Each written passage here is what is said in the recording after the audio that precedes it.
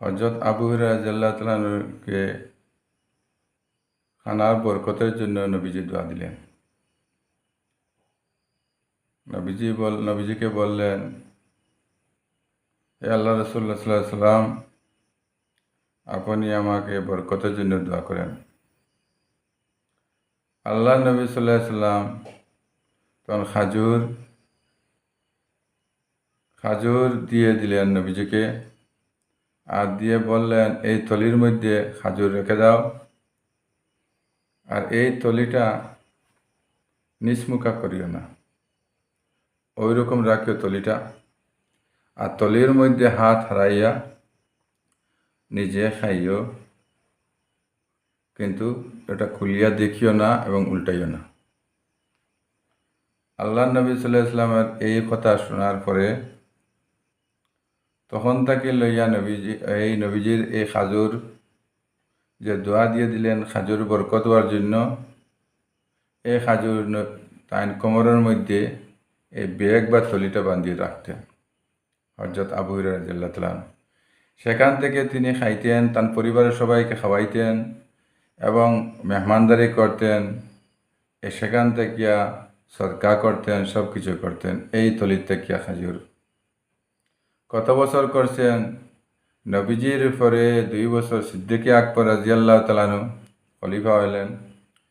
অতদিন তারপরে হযরত উমর ফারুক রাদিয়াল্লাহু তাআলা আনহু প্রায় 10 বছর খলিফা ছিলেন।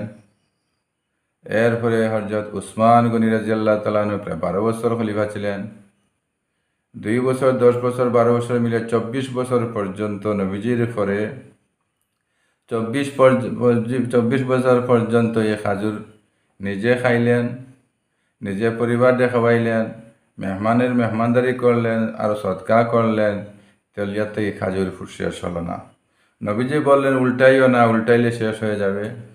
কিন্তু উসমান গনি রাদিয়াল্লাহু তাআলা আনহু যেই দিন শহীদ হলেন, সেই দিন এই শহীদের দৌড়াদৌড়িতে চিন্তায় ওনার তলিয়াটা কোমর থেকে ছুটে পড়লো, নিচে মাটিতে পড়লো, আর তখন খেজুর সব নিচে পড়ার কারণে বরকত সরে গেল। নবীজির কথা অনুযায়ী সেই বরকত আর থাকলো না। কিন্তু দেখেন, নবীজির পরে 24টা বৎসরে এই তলিয়াতেই খাজুর খাইলেন। নবীজির দোয়ার বরকত ততটুকু।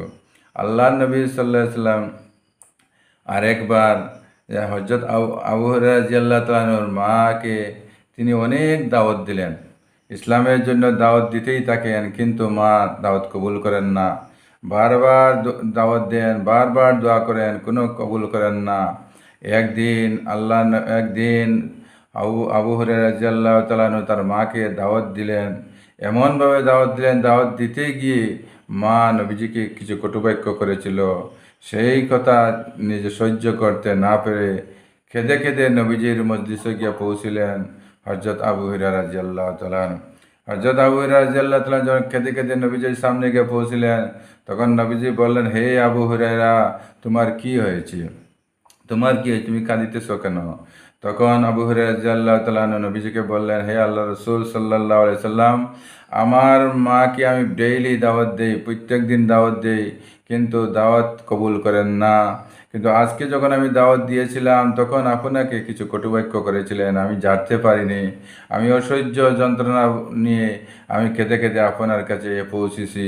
হে আল্লাহ রাসূল সাল্লাল্লাহু আলাইহি সাল্লাম, আপনি আমার মার জন্য দোয়া করেন, যেন আল্লাহ তাআলা হেদায়েত দান করেন। তখন আল্লাহ নবী সাল্লাল্লাহু আলাইহি সাল্লাম সঙ্গে সঙ্গে দোয়া করে দিলেন। যে দোয়া শেষ করতে নাই করতে হযরত আবু হুরায়রা রাদিয়াল্লাহু তাআলা আনহু নবীজির মজলিস থেকে দৌড় দিলেন ওনার ঘরের মধ্যে। দৌড় দিয়ে গিয়ে দেখলেন ঘরের দরজাটা বন্ধ দরজা, আর ভিতরের মধ্যে একটু জলের শব্দ করতেছে, যেমন স্নান গোসল করতেছে মানুষ, ওযু করতেছে, ওইরকম শব্দ করতেছে। তখন তার মা বুঝতে পেরেছে ছেলে আসিয়াছে। তখন ছেলেকে বললেন, আবু হুরায়রার মা বললেন, আবু হুরায়রা, তুমি বাইরে থাকো, দাঁড়াও, একটু পরে আমি খুলিয়া দিতেছি, আমি গোসলের মধ্যে আছি। গোসল শেষ করে দরজা খুলিয়ে বললেন, আবু হুরায়রার মা বললেন, আশহাদু আল্লা ইলাহা ইল্লাল্লাহ ওয়া আশহাদু আন্না মুহাম্মাদান আবদুহু ওয়া রাসূলুহু। সঙ্গে সঙ্গে উনি ঈমান কবুল করে নিলেন। সেই কথা বলার সাথে সাথেই আবু হুরায়রা রাদিয়াল্লাহু তাআলা আবার আবার কাঁদি কাঁদি নবীজির মসজিদে দৌড় দিলেন। আগর ফিরা খেতে খেতে দুঃখের বেদনা নিয়ে খেতে খেতে গেলেন, এখন সুখের বেদনা নিয়ে সুখে খেতে খেতে নবীজির মসজিদে গিয়ে হাজিলেন। নবীজিকে বললেন, হে আল্লাহ রসুল সাল্লাহ সাল্লাম, আমি প্রথমে কাঁদি কাঁদি আপনার কাছে আমার দুঃখ বেদনা নিয়ে কাঁদি কাঁদি আপনার কাছে আসিয়েছিলাম আর বললাম আপনি দোয়া করেন, আপনি দোয়া করেন আমার মার জন্য, আমার মার যেন হেদায়েত হয়ে যায়। তারপরে আপনি দোয়া শেষ করতেই আমি দিলাম দৌড়। আমি ঘরের মধ্যে গিয়ে দৌড় দিলাম, গিয়ে দেখলাম দরজা বন্ধ, মা গোসল করতেছে। একটু দাঁড়ানির পর মা দরজা খুললো, গোসল করার পর দরজা খুললো, বললো আশহাদু আল্লা ইলাহা ইল্লাল্লাহ আশহাদু আন্না মুহাম্মাদান আবদুহু ওয়া রাসূলুহু। সঙ্গে সঙ্গে আমি খুশ রাজে আপনাকে সুসংবাদ দিতে এসেছি। এখন আমার চোখের জল আসছে, সুখের জন্য চোখের জল আসছে আপনাকে সুসংবাদ দেওয়ার জন্য। নবীজি সেই কথা শুনে শুকরিয়া আদায় করে নিলেন, আলহামদুলিল্লাহ বললেন, শুকরিয়া আদায় করলেন। দেখেন আল্লাহ নবী সাল্লাল্লাহু আলাইহি ওয়াসাল্লামের দোয়া কারেন্টের থেকেই আরো গতি ছিল। নবীজির দোয়ার কারেন্ট থেকেই আরো গতি ছিল। যা দোয়া করেছেন তাই হয়ে গেছে।